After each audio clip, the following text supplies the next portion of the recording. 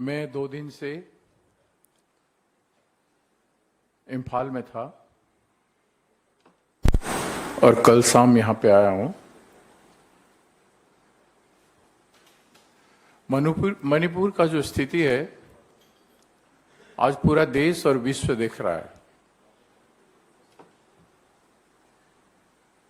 मैं 3 साल से मणिपुर में काम कर रहा हूं।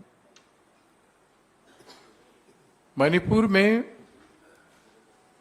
हिल एरिया और वैली एरिया 2 एरिया कॉन्स्टिट्यूट करता है। हिल एरिया बहुत वास्ट है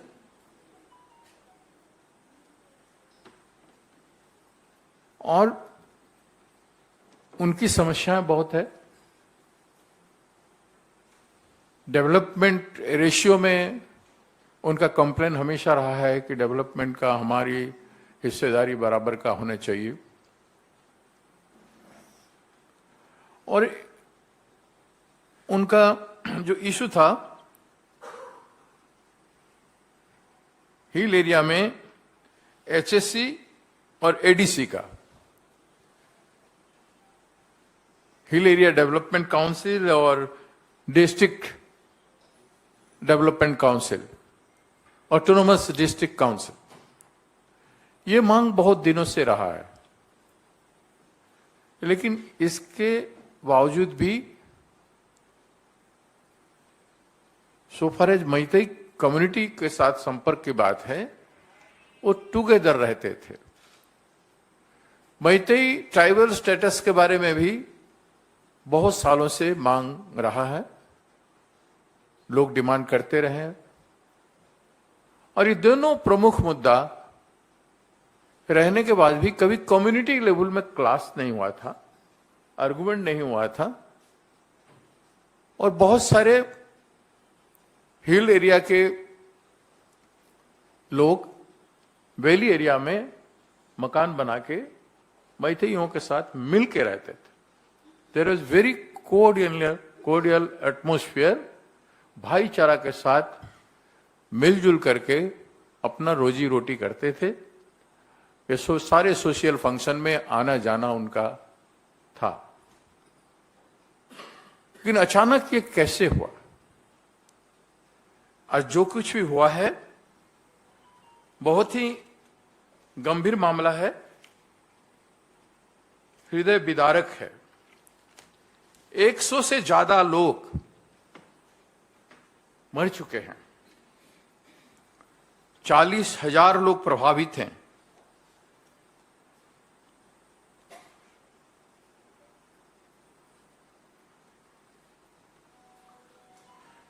बहुत सारे इनोसेंट लोग मिल नहीं रहे हैं, कहां गए उनका पता नहीं मिल रहा है। 209 रिलीफ कैंप्स अभी ऑपरेशन में है। लगभग 1700 हाउसेस पूरा डैमेज हो चुका है और अभी भी चल रहा है। 20,000 लोगों को शिफ्टिंग किया गया है। और एक बहुत ही गंभीर बात, जहां सरकार हो वहां ऐसा नहीं होता है। पुलिस ट्रेनिंग सेंटर 9 IRB और महिला बटालियन और 15 से 20 पुलिस स्टेशन में आर्मरी का लूट हुआ है। 1041 arms including AK-47 being looted.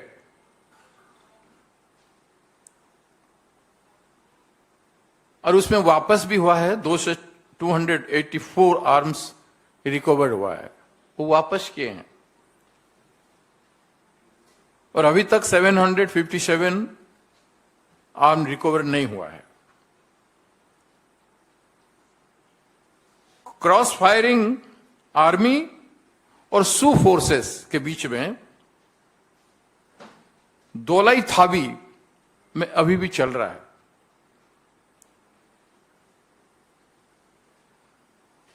अभी तक टेंशन चारों ओर है। ऐसे स्थिति में जो स्थिति मैंने बताया आपको, इसको गंभीर, तो आप लोग ज्यादा न्यूज नहीं पा रहे हैं, वहां से ज्यादा न्यूज नहीं, क्योंकि इंटरनेट बैन है, व्हाट्सएप बैन है, और वहां का लोकल न्यूज मीडिया को भी बहुत सारे एक्सेस नहीं हो पा रहा है।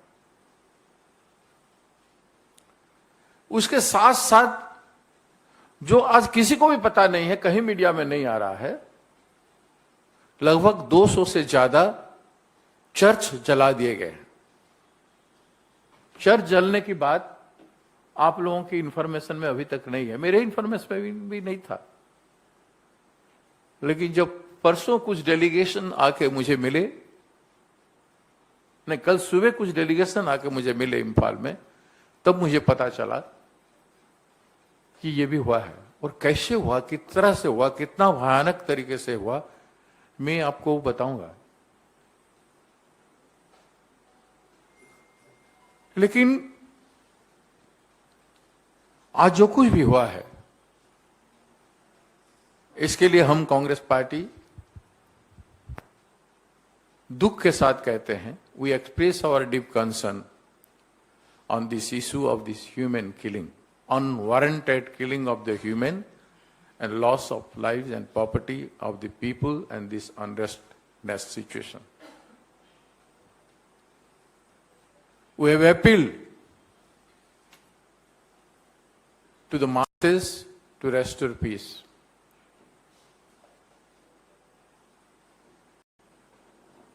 उसके साथ साथ कैसे ये हुआ, ये बहुत बड़ी बात है। लोग राज्य सरकार से, केंद्र सरकार से असंतुष्ट थे। 2022 चुनाव में दोनों तरफ की जनता को प्रोमिस किया गया था कि हम आपकी बातें मान लेंगे, चाहे ऑटोनोमस काउंसिल की बात हो या ट्राइबल स्टेटस की बात हो। लेकिन कोई डेमोक्रेटिक प्रोसेस का शुरुआत राज्य सरकार नहीं किया कि केंद्र सरकार भी नहीं किया। कोई पहल ऐसा नहीं किया जिससे कि जनता के बीच में एक कॉर्डियल एटमॉस्फेयर, एक वातावरण ठीक रह के कोई निर्णय हो। कोई उद्यम नहीं किया गया। और उस समय हिल में असंतुष्ट था, वैली में भी असंतुष्ट था। और चुनाव जीतने के लिए 2022 में जो सू फोर्सेस हैं, जो सरेंडर में थे, जो मिलिटेंट ग्रुप सरेंडर किए थे, उनको गवर्नमेंट ऑफ इंडिया ने 16 करोड़ रुपीस रिलीज किया था और उनको आर्म के साथ छोड़ दिया था to move on the election. जो मणिपुर का इलेक्शन कह रहा था कि वहां बीजेपी नहीं आ सकता है, लास्ट तक हमारे नेता जयराम जी और हम वहां पे कैंप कर रहे थे। जयराम जी, सलमान खुर्शीद जी गए थे, दोनों आके चीफ इलेक्शन कमीशन के पास कंप्लेन भी किए, लिख के दिए कि यहां सू फोर्सेस गन लेके ओपन घूम रहे हैं और वोट उस आधार पर हो रहा है। एक आदमी मर चुका है, कई लोग घायल हैं, हॉस्पिटल में लगभग 100-150 लोग थे। एक आतंकित वातावरण में चुनाव किया गया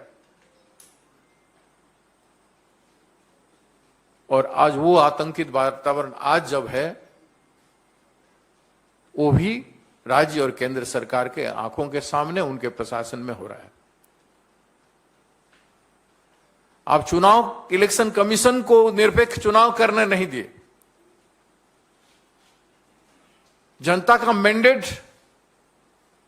में भय था और आज भी भय का वातावरण है। चारों ओर सरकार ने फेल किया है।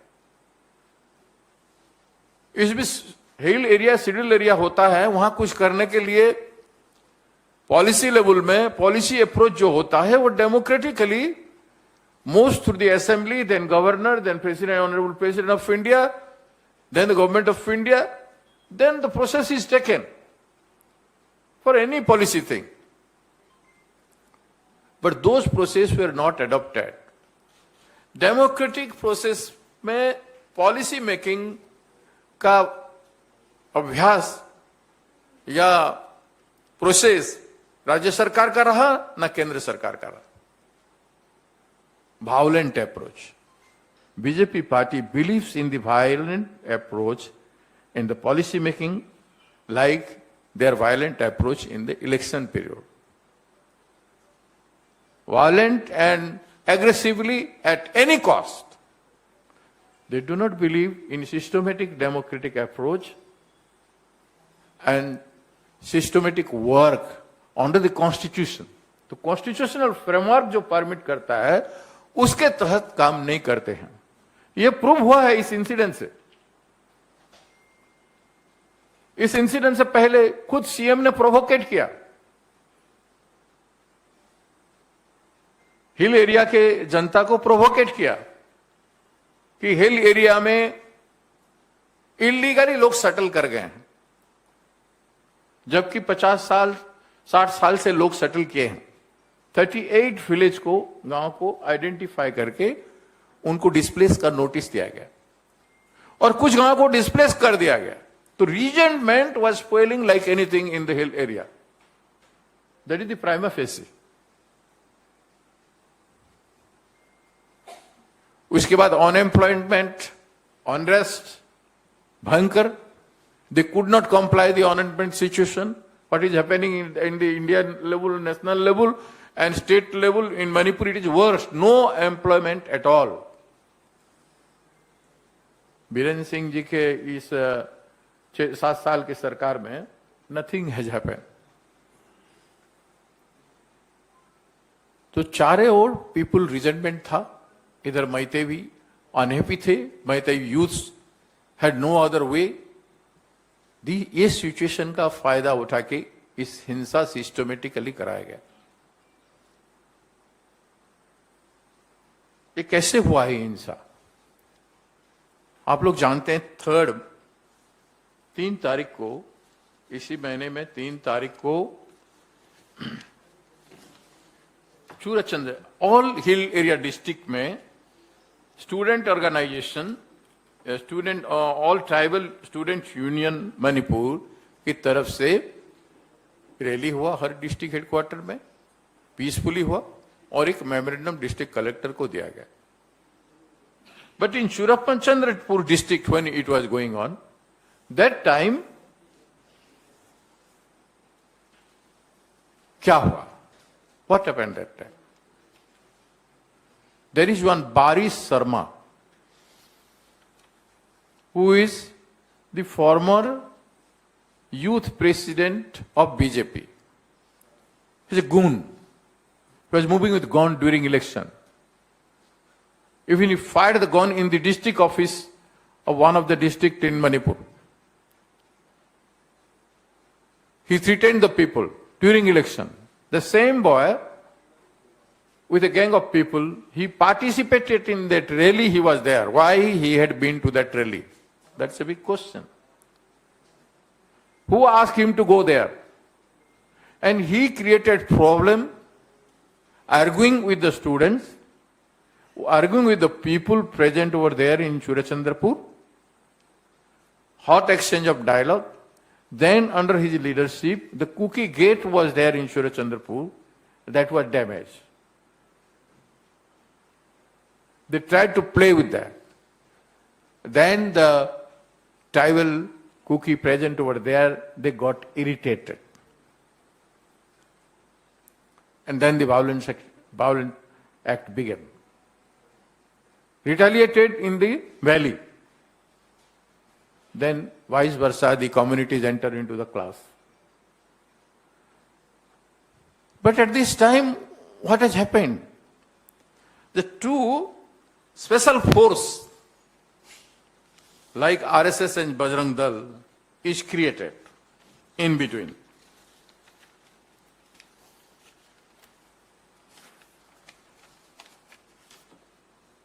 One is Arambai Tangol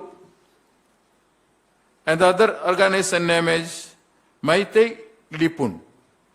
What is these two organizations? They wear black dress. black uniform. And in hundreds of bike and four-wheeler, they move. And somewhere 100, somewhere 200, somewhere 500 people are moving like anything with guns. They enter into these police stations and police training centers and looted these guns, enter into the villages and smaller towns. चर्चों को जलाया, जो संपदा लोगों का, गांवों का, लोगों का लूटा, and they created havoc like anything. Why church became target? There was no issue. And that too, Maitai Christians were attacked. Never a Maitai would attack another Maitai. It is not. The innocent Maitai people have not done that work. But this gang of people who empowered them to enter into the police station. We heard that the Aadhaar card was taken from them and the guns were given to them. As I say, the guns have been written. They have written the number of guns I mentioned here. They are acting as a special force. When I asked my youth congress leaders, they are saying, sir, they were moving like heroes in the film. Like Gawar Singh entering with so many vehicles, entering village, creating damages, and police is standing by, not able to do anything. And that is what the attraction for the youths. The youths are attracted to commit violence. Because police is silent, no law and order situation there. When our delegation went to meet the governor, the CLP leader and PCC president, to narrate this issue, near 100 meters far away from the CM house and governor house, one house arsoning was taking place. Our leader asked governor, and the governor said, look at from your house, you see this is the house burning near your house and chief minister's house. Daylight, the arsoning was going on. See, if the law and order would have been there, definitely this act would not have happened. You can imagine entering the police training camp and taking out a gun like AK-47 and others.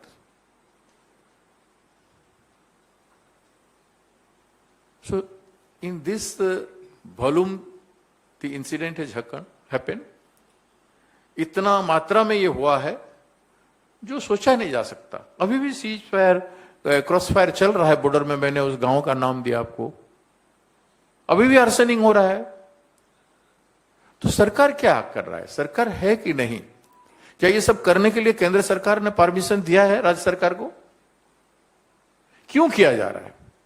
Ultimately, who has gained it? Neither Meitei people nor the tribals have gained anything. Everywhere there is loss. सरकार को क्या मिलेगा? सरकार के प्रति तो जनता असंतुष्ट हो गए. क्या मिलेगा?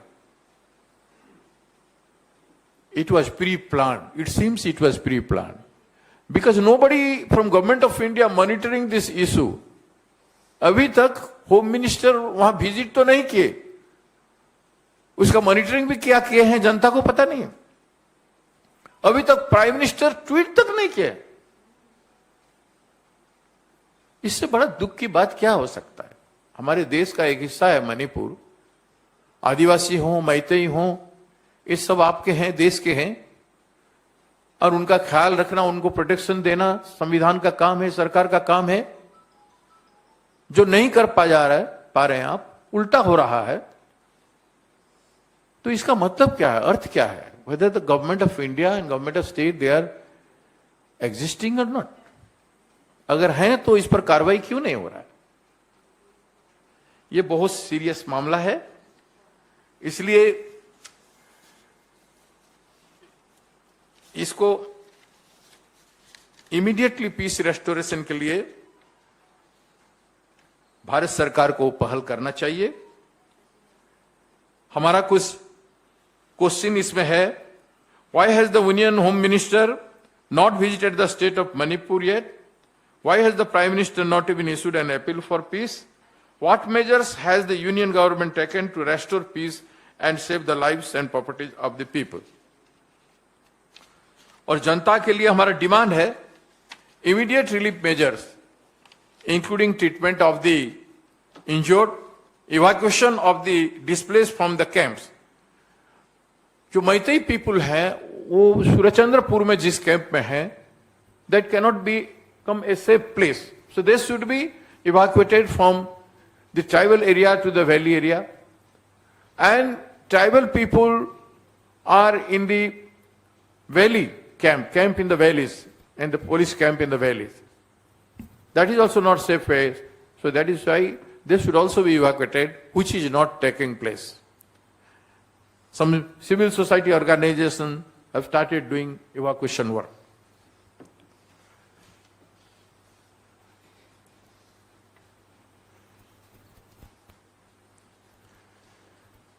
So our demand is to create a safe space for communities to go back to their neighborhood and homes. Those who are dead, for them we are demanding a compensation of rupees 20 lakh. For family members of the deceased, an appropriate amount of at least 5 lakh for damaged homes, and long-term rehabilitation measures to restore livelihood of those displaced.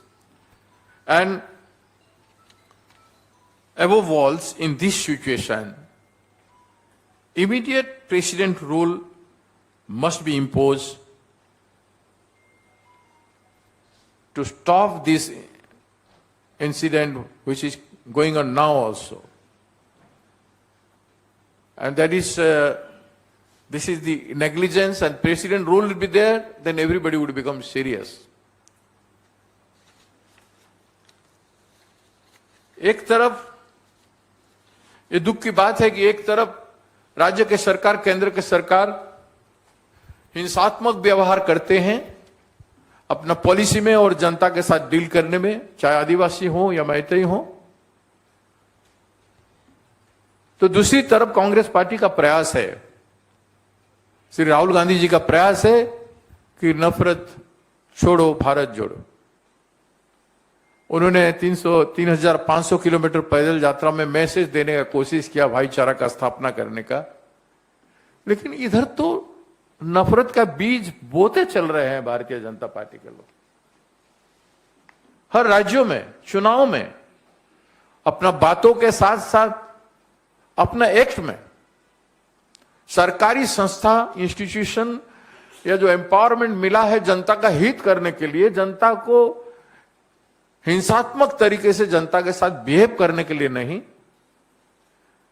आज तो लोगों का दिल टूट चुका है। कुछ भी हो, मैतेई और ट्राइबल जो आपस में प्यार से रह रहे थे, वो दिल तो टूट चुका है। कैसे जोड़ा जाएगा लोगों का दिल? आज भी समय है भारत सरकार और राज्य सरकार अपना रवैया बदलें और राहुल जी की नफरत छोड़ो भारत जोड़ो की काम आप बोले ना बोले अपना कर्तव्य करके दिखाएं, ताकि देश का भलाई हो और जनमानस में शांति पहल हो। Congress party is very serious. We are appealing government to immediately operate these relief measures, and we are also trying from our side to carry on the relief measures in this affected area.